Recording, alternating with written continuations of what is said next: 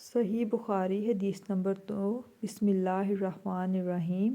حضور اکرم صلی اللہ علیہ وآلہ وسلم نے فرمایا کہ وحی نازل ہوتے وقت کبھی مجھ کو گھنٹی کی سی آواز محسوس ہوتی ہے اور وحی کی یہ کیفیت مجھ پر بہت شاق گزرتی ہے۔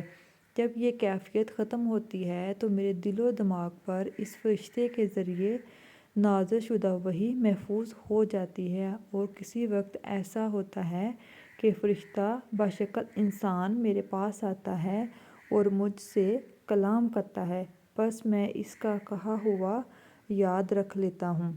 حدیث نمبر 2 صحیح بخاری۔ یہ تھی آج کی حدیث number 2۔ I hope you like my video. ملتے ہیں اگلی ویڈیو میں۔ چینل کو سبسکرائب کرنا نہ بھولیے گا۔ فی امان اللہ۔ اللہ حافظ۔